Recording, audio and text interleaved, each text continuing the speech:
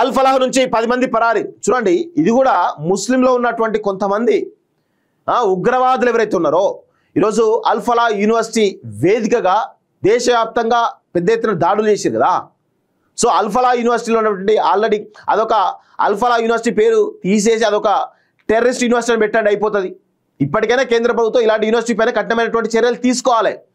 ఎవరైతే ఉన్నారో వీసీతో పాటు అందరినీ కూడా అదుపులోకి తీసుకోవాలి. ఎందుకు మతపరంగా యూనివర్సిటీలు ఎందుకు ఉండాలి?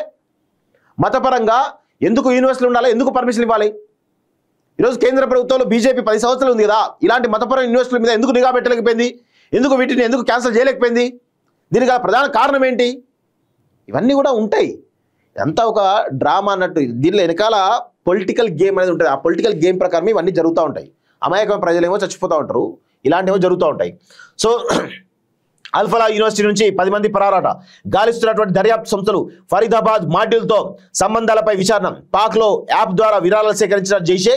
అల్ ఫలాహ్లో 415 కోట్ల అక్రమాలు, నకిలీ గుర్తింపుతో ఫీజు వసూలు, లెక్కల్లో విరాళాలుగా అంటూ ఈడీ చూస్తాం. వర్సిటీ వ్యవస్థాపకుడు సిద్దికి 13 రోజుల రిమాండ్ అంటూ చూస్తా ఉన్నాం. సో 100% ఆ యూనివర్సిటీ ఏదైతే ఉందో ఆ యూనివర్సిటీని ఇంకా ఎవరైతే విద్యార్థులరో వాళ్ళందరినీ కూడా వాళ్ళ మొబైల్స్ ఫోన్స్, వాళ్ళ పాత ఇప్పుడు వీళ్ళకు డిపార్ట్మెంట్కి ఏంటంటే వాళ్ళ మొబైల్ నెంబర్ ఏవైతే ఉంటాయో ఆ నెంబర్ని కనుక ట్రేస్ చేస్తే ఎప్పుడెప్పుడు ఏ ఫోన్ వాడిన అనేది అన్నీ తెలుస్తూ ఉంటాయి.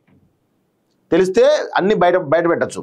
సో ఫరీదాబాద్ జైషే మహమ్మద్ ఉగ్ర మాడ్యూల్కు స్థావరంగా మారిన అల్ ఫలాహ్ యూనివర్సిటీ దాని సమీప గ్రామం నుంచి 10 మంది వ్యక్తులు కనిపించకుండా పోయారు. ఢిల్లీలోని ఎర్రకోట వద్ద ఈ నెల 10న ఆత్మాహుతి దాడి జరిగినప్పటి నుంచి వీరి ఆచూకీ లభించడం లేదని ఎన్ఐఏ వర్గాలు తెలిపాయి.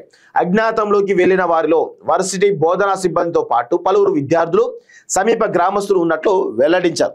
వీలైనంత త్వరగా వీరిని వెతికి పట్టుకోవాలని హర్యానా పోలీసులకు ఆ రాష్ట్ర డీజీపీ ఆదేశాలు జారీ చేశారు. నాకు తెలిసి వీళ్ళు ఇప్పటికే పాకిస్తాన్కు పరారై ఉంటారు.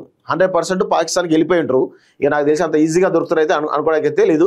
వీరికి ఫరీదాబాద్ ఉగ్ర వైద్యుల ముఠాతో సంబంధాలు ఉన్నాయా అన్న కోణంలో దర్యాప్తు జరుపుతున్నట్లు పోలీసులు తెలిపారు. మరోవైపు భారత్లో ఆత్మాహుతి దాడులు జరిపేందుకు పాకిస్తాన్కి చెందినటువంటి జైషే మహమ్మద్ ఉగ్రవాద సంస్థ విరాళాలు సేకరించినట్లు వెల్లడింది. పాక్కు చెందినటువంటి సదా యాప్ ద్వారా ఈ విరాళాలు సేకరించినట్లు గుర్తించారు. మరింత మంది ఆత్మాహుతి బాంబర్లను తయారు చేసేందుకు ఒక్కొక్కరు 20,000 పాకిస్తానీ రూపాయలు ఇవ్వాలని జైషే మహమ్మద్ సంస్థ పెద్దలు పాక్లో పిలిపించినట్లు పోలీసుల అదుపులో ఉన్నటువంటి అల్ ఫలాహ్ వైద్యురాలు షాహిన్ వెల్లడించినట్లు ఎన్ఐఏ వర్గాలు తెలిపాయి. కాగా ఢిల్లీ బాంబు దాడిపై వార్తలు ప్రసారం చేసేటప్పుడు స్వీయ నియంత్రణ, విచక్షణ పాటించాలని టీవీ ఛానళ్లకు కేంద్ర ప్రసార శాఖ సూచించింది. కొన్ని ఛానళ్లు ఈ దాడిని సమర్థించేలా ప్రసారం చేస్తున్నాయని, బాంబులు ఎలా తయారు చేయాల అంశాలపై కూడా చూపిస్తున్నాయని ఆగ్రహం వ్యక్తం చేసినట్టు తెలుస్తా ఉంది.